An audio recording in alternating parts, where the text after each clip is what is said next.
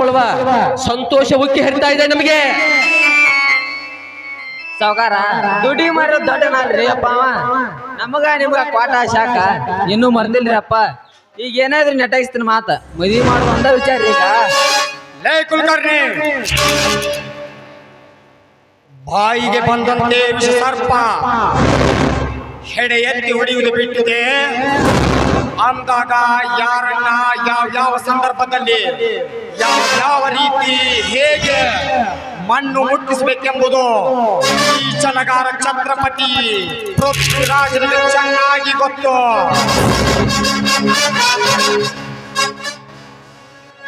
ಪೃಥ್ವಿರಾಜ್, ನಾವು ಏನೇ ಮಾತನಾಡಿದ್ರು ಈಗಿಲ್ಲ, ನಾಳೆ ನಡೆಯುವ ನನ್ನ ತಂಗಿ ಮದುವೆ ಸಮಾರಂಭದಲ್ಲಿ ಅವರ ಸಂಸಾರದಲ್ಲಿ ಹೇಗೆ ಹಾಳಾಡಿಸಿ ಅವರ ಸಂಸಾರವನ್ನು ಹಾಳ ಮಾಡ್ತಿರೋದು ಕಾಯ್ತಾ ಇರ್ಬೇಕಷ್ಟೇ. ನಾವು ಇನ್ನು ಮುಂದೆ ಜಾಗೃತವಾಗಿ ಹೆಜ್ಜೆ ಇಡಬೇಕಾಗಿದೆ. ಅದಕ್ಕಾಗಿ ನೀವು ಕೈ ಕೂಡ ಸಾಥ್ ಮಾಡ್ಬೇಕು ನಮಗೆ. ಸಾವುಕಾರ ಲೋಭವನ್ನು ಎಷ್ಟಾರು ಸುಟ್ಟರು ಪ್ರತ್ಯಕ್ಷನ ದೇವರು ಪ್ರತ್ಯಕ್ಷನ ಆಗದ ಕಾಲವಿದು ಅಂತಾದ್ರೆ ಈಗ ಇನ್ನು ಸತ್ಯಾಧಾರಕ್ಕೆ ಬೆಲೆ ಎಲ್ಲೈತ್ರಿ.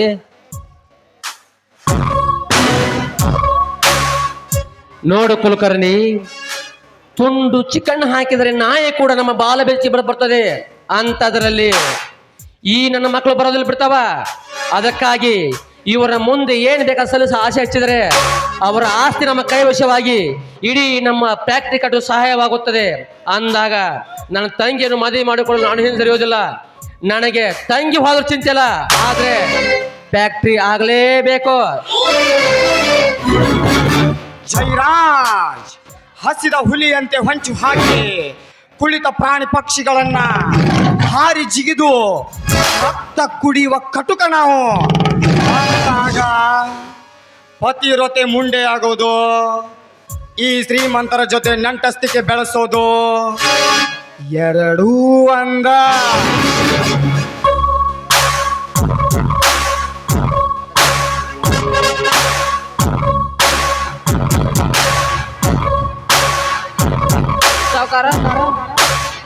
ಸಾವುಕಾರ ಆನೆಯನ್ನು ಕಟ್ಟಿ ಸಾಕಬಹುದು, ಪರ್ತಿಗೆ ಒಂದು ಹೆಣ್ಣನ್ನು ಕಟ್ಟಿ ಸಾಕಲು ಸಾಧ್ಯವಿಲ್ಲ. ಅಂದಾಗ ನಮ್ಮ ನೀವು ವಿಚಾರ ಇನ್ನೊಬ್ರು ಮಾತಾಡೋಕ್ಕಿಂತ ಮೊದಲರಿ ಹೋಗಿ ಮದುವೆ ಮಾಡಿ ಬಗೆಹರಿಸ ನಡ್ರಿ ಹೋಗೋಣ. ಮದುವೆ ಅಷ್ಟ ಅಲ್ಲ ಕುಲಕರ್ಣಿ, ಅವರ ಮರಣ ಸಮೀಪಿಸುತ್ತದೆ.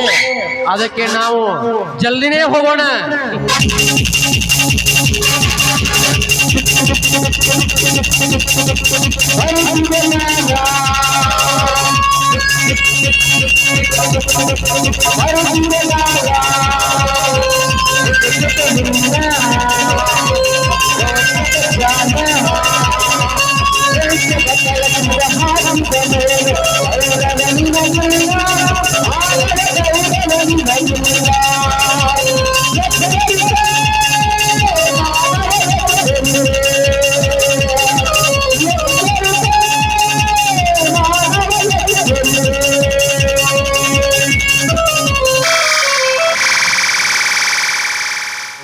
ಹೋಗು ಹೋಗು ಜಯರಾಜ್, ಹೋಗು ಹೋಗು.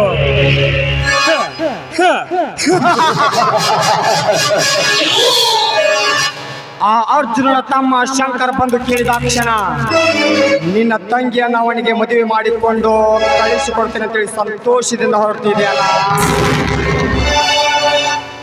ಬಣ್ಣದ ಮಾತುಗಳನ್ನಾಡಿ ನನಗೆ ಕೊಡ್ತೇನೆ ಅಂತ ಹೇಳಿ ನನಗೆ ಆರದ ಗಾಯವಾಗಿ ಮಾಡಿಬಿಟ್ಟೆಯಲ್ಲ ಜಯರಾಜ್. ಈ ನಿನ್ನ ಮೋಸದ ಆಟಕ್ಕೆ ಪ್ರತಿ ತಂತ್ರ ಹೂಡುವ ತಂತ್ರಗಾರನು ನಾನಿರುವಾಗ ನಾನಿರುವುದಂತೆ ಎಂದೂ ಮರೆಯಬೇಡ. ಈ ಪೃಥ್ವಿರಾಜ್ ಒಲಿದರೆ ನೆಮ್ಮದಿಯನ್ನು ಕೊಡಬಲ್ಲ, ಎದುರಾಗಿ ನಿಂತ್ರೆ ಪ್ರಳಯವನ್ನೇ ಸೃಷ್ಟಿಸಬಲ್ಲ.